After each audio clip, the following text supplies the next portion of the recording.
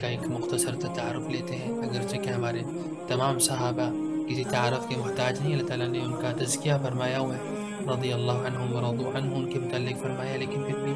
اپنے ایمان کی مزید اس کو بڑھانے کے لیے اور ان خوبصورت اور بہترین ہستیوں کی تذکرے کر کے کچھ اپنے اندر بھی وہ صفات لانے کی کوشش کرنے کے لیے ہم ان کا ذکر کرتے ہیں، اور اللہ تعالیٰ سے دعا کرتے ہیں کہ ہمیں اس پر اجر نصیب فرمائے گا اور ہمارا حشر بھی ان کے ساتھ جنت میں فرمائے گا۔ جناب حسن رضی اللہ تعالی عنہ، ان کی کیا ہی کہنے، ان کی کیا بات۔ حسن بن علی رضی اللہ عنہ، نواسہ و ریحان رسول صلی اللہ علیہ وسلم، علی و فاطمہ رضی اللہ عنہما کا جگر گوشی، اہل بیت نبوی کے چشم و چراغ، علم و حکمت کے سمندر، متقی و پرہیزگار، کاشانہ نبوت کے گلے سرسبت، آپ الحسن رضی اللہ عنہ ہیں۔ آپ کا نام اور آپ کی کنیت ابو محمد ہے، اور آپ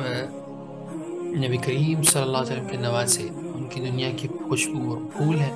قریشی ہیں، بنو ہاشم سے آپ کا تعلق ہے، نوجوانان جنت کے سرداروں میں سے ایک سردار ہیں۔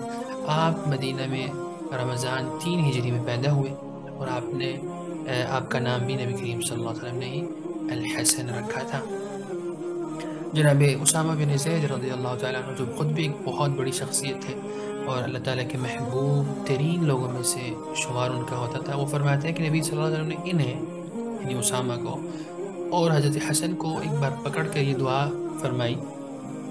اے اللہ میں ان دونوں سے محبت کرتا ہوں، تو بھی ان سے محبت فرما۔ اللہ اکبر، یہ بہت بڑی عظیم ہستیاں اور یہ بہت بڑا شرف ہے کہ اللہ تعالیٰ کہ نبی صلی اللہ علیہ وسلم کسی کے متعلق یہ فرمائے کہ میں ان سے محبت کرتا ہوں، تو بھی ان سے محبت فرما۔ اور حضرت انس فرماتے ہیں کہ حضرت حسن سے زیادہ کوئی بھی شخص نبی کریم صلی اللہ علیہ وسلم مشابہت نہیں رکھتا تھا، ظاہری طور پر بھی اور باطنی طور پر بھی۔ اور اس طرح حضرت ابو بکر نے ایک بار حضرت حسن کو دیکھا، وہ بچوں کے ساتھ کھیل رہے تھے، آپ نے ان کو اپنے کندھے پہ بٹھا لیا،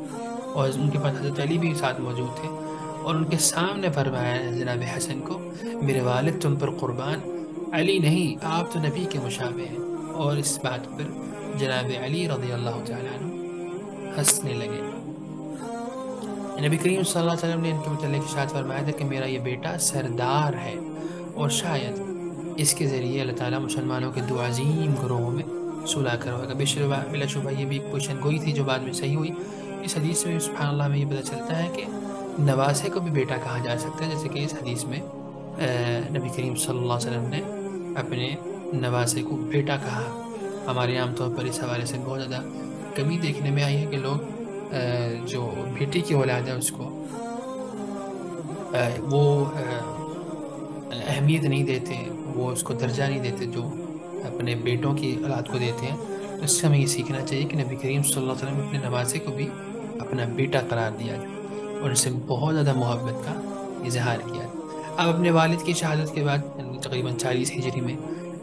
جب آپ کی والد کی وفات ہوئی جناب علی رضی اللہ تعالیٰ عنہ کی، اس کے بعد 6 مہینے تقریباً خلیفہ رہے، اور بعد ازاں امت میں اختلاف کا دروازہ بند کرنے کے لیے،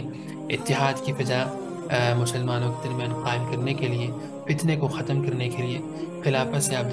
دستبردار ہو گئے تھے، اور آپ کی وفات بھی مدینہ میں تقریباً 50 یا 51 ہجری میں ہوئی۔ اللہ تعالیٰ کی بے شمار رحمتیں ہوں، اور اللہ تعالیٰ ان سے راضی ہوں، اور اللہ تعالیٰ ہمیں بھی ان کی نقش قدم پر چلائے، ان کی صفات، ان کی سیرت پر ہمیں عمل پیرا ہونے کی توفیق نصیب فرمائے، اور ہمارا بھی ساتھ ان کے ساتھ جنتوں میں فرمائے۔